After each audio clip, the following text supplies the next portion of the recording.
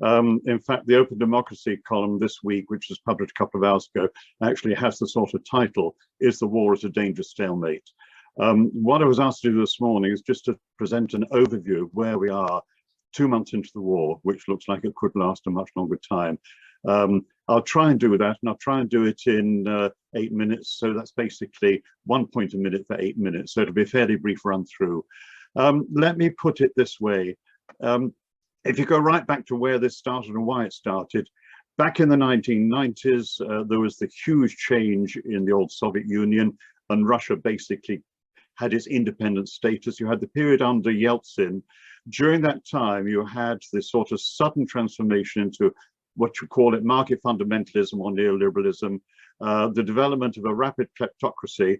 In many ways, the whole process was really pushed very hard by external characters, not least the IMF and others. The end result was an astonishing economic problem, 2,300% inflation per annum at one point, as turbo and hypercapitalism, call it what you will, came in. Extraordinary, there was actually a 6 to 7 year decrease in life expectancy across Russia as a whole, and something like 1/3 of the entire country ended up in relative poverty. The bigger problem was that in many ways Russia was treated to a kind of degree of contempt, a kind of end of history thing. We've won, you've lost, and in the process NATO was able to expand east. The effect of that exists right through to the present day, and one shouldn't underestimate it, particularly among Russians over the age of about 40. Second point, between 2000 and 2021, Putin came in. One of his first tasks was to tame the rampant oligarchs, partly by starting off by imprisoning one of the leading ones, Khodorkovsky, and he was able to embed control within the state, using particularly the intelligence and military groups who were so supportive of him.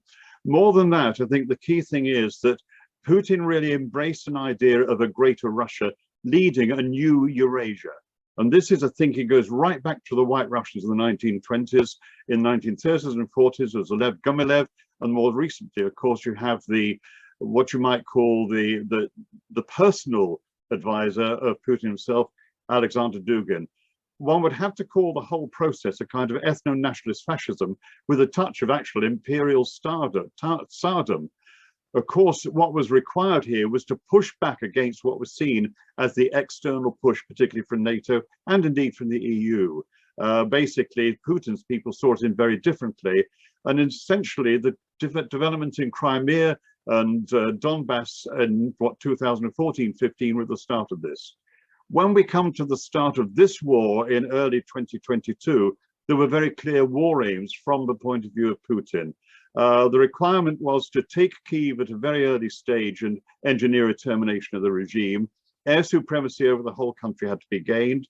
And essentially, it was necessary to really consolidate the whole hold over Donbass. This whole process failed almost from the start. And in fact, Ukraine resistance was far higher.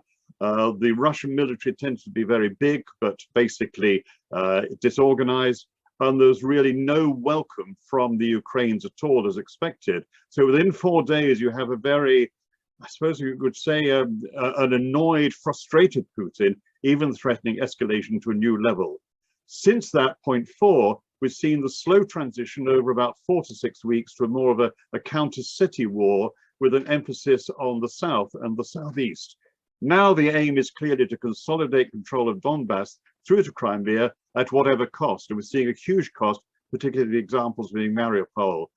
Point 5, we're now in this unstable stalemate. NATO is supporting in all kinds of ways. There are floods of weapons going in, and what we're moving now to, I will call a hybrid state-on-state come proxy war, which is in many ways extremely dangerous. The problem is that Putin, from his perspective, can't afford to lose, but neither, of course, can NATO. And I think within NATO thinking, particularly among the hawks, this is almost a golden opportunity to cripple Russia in the longer term and even damage China. That is not a view right across the West, but there are elements within that. Point 6, what is the position from Putin at the present time? He has very limited options. One, obviously, is to declare victory, whatever he has achieved, and negotiate. And the extraordinary thing is that even now, the Ukrainian government is prepared to negotiate and even to compromise. If he doesn't do that, he can basically hunker down with what is going on now in Donbass and trying to wear out NATO and Ukraine resolve and then do a deal, that too is unlikely. He could go for broke and try and take Donbass and the whole of the south of the country, but really I think one has to be very cautious about that, given the failure so far. And finally, of course, there is the risk of threatening escalation, and we've seen that already to some extent.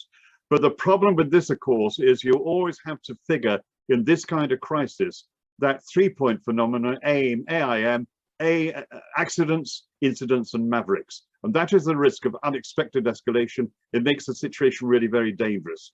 So Putin still has weak points. The support from China isn't guaranteed. There are internal rivalries between the military and the intelligence agencies, and Russia has severe casualties, probably 15,000 soldiers killed and maybe 30,000 seriously injured, and that is having an impact. So we're basically this big stalemate. It's going to be extremely difficult to get out of it, but I'd end up with two big points which have to be remembered. First, this is classically time of now thrive the armorers. This is good times for NATO, particularly the Hawks, and for military industrial complexes everywhere, right across the world, including in Russia. The bad times are for pacifists and war critics, but we have to be resolute in maintaining our criticism and suggesting positive alternatives. And remember, NATO itself has been party to 4 failed wars in recent years. And the total cost of wars over the last 20 years, nearly 1 million dead, 387,000 civilians killed, 38 million people displaced, and an $8 trillion cost. So point there, the wars fail.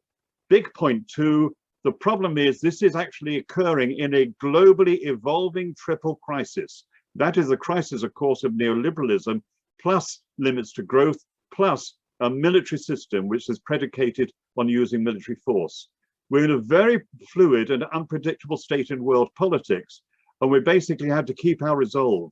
All I would say is that security alternatives are never more needed than they are now. So to that extent, a movement like Stop the War is critically important. I'm not sure whether I've kept to the time, but thank you very much for listening. Thank you, Paul. No, it was impeccably timed, actually. Thank you so much for that. And I've just posted the link to the article that you referenced there, for people to have a look at your writing, which is really helpful. Thanks once again.